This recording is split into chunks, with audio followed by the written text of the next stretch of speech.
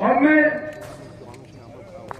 श्री मनोहर सिंह नेगी सभी लोग अपने डिप्टी कमांडेंट समय यहाँ पर दे करके और चाहते हैं कि हमारी जो मांगे हैं और मैं श्री हमारे साथ एस कोठियाल जी से अनुरोध करूंगा कि वो अपने एक विशेष 2 शब्द कहकर हम सबको अनुग्रहित करेंगे। आज नहीं कोठियाल सर, हम माननीय मुख्यमंत्री जी के माध्यम से ज्ञापन इनकी उम्र 81 वर्ष की है और हमारे सबसे हमारे प्रधानमंत्री जी को संगठन में सबसे जवान यही है। हमारी जो मूलभूत समस्याएं हैं और जो सुविधाएं हमको मिलनी चाहिए उन सुविधाओं के लिए ये यहाँ पर एक जोर आजमाइश सभी पूर्व परम आदरणीय श्री पुष्कर सिंह धामी जी, माननीय मुख्यमंत्री उत्तराखंड सरकार, सादर नमस्कार।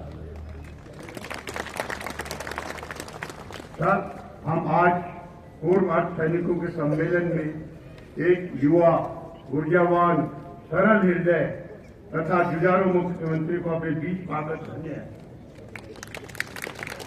हम आपका हृदय की गहराइयों से स्वागत करते हैं। हम अपने संगठन के संरक्षक कैबिनेट मंत्री श्री गणेश जोशी जी के आभारी हैं कि आपका मार्गदर्शन और सहयोग हमको निरंतर मिलता रहता है।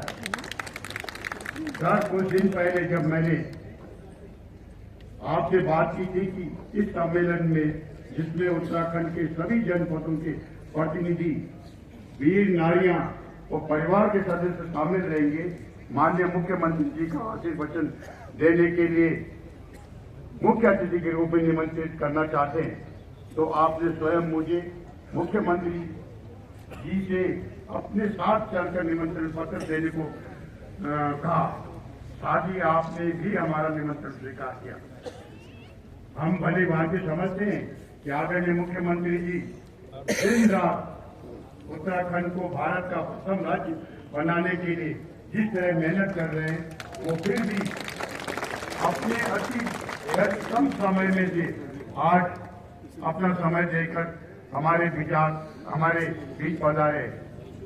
साथियों, आपको शायद अचंभा होगा कि आप देहरादून से नहीं बल्कि दिल्ली से आ रहे हैं और कई जगह से घूम करके फिर अभी और सवाई नहीं करनी और तब आपने हमको यहाँ आने का जो अपना टाइम दिया, उसके हम तहे दिल से आपके आभारी हैं।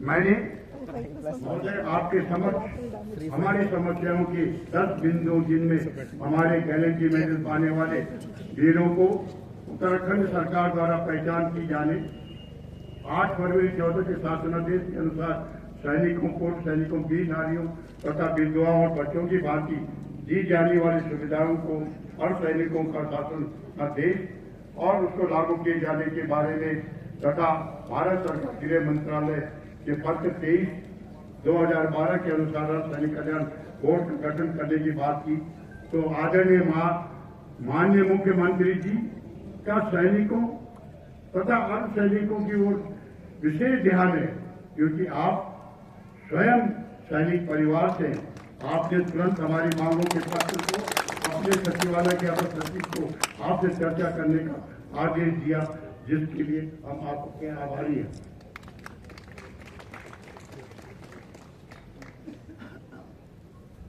हम आदरणीय श्री गणेश जोशी जी, माननीय मंत्री उत्तराखंड सरकार तथा हमारे संगठन के संरक्षक के आभारी हैं कि आप स्वयं एक सैनिक तथा सैनिक कल्याण मंत्री होने के नाते हर सैनिकों की समस्याओं को समझते हैं। आपसे अनुरोध भी है कि उपनल के माध्यम से हर सैनिकों को भी उचित सुविधाएं प्रदान करने की कृपा करें। हम श्री गजराज बिष्ट जी, महापौर नगर निगम हल्द्वानी के आभारी हैं कि आपका सहयोग हमें निरंतर मिलता रहता है।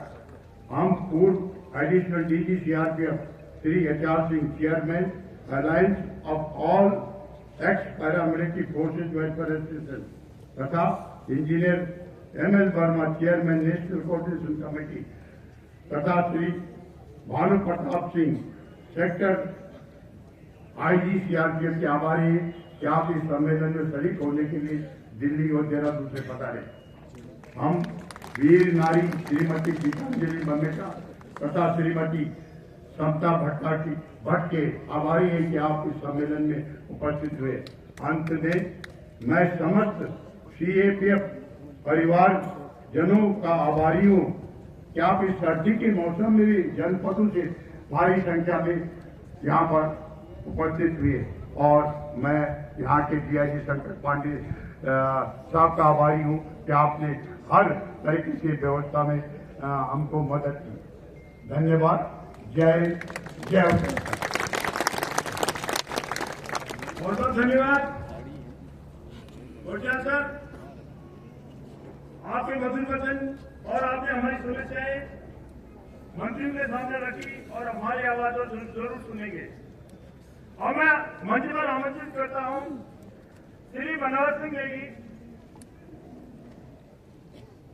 एक्स डिप्टी कमांडेंट उपाध्यक्ष उत्तराखंड, आदरणीय नेगी जी।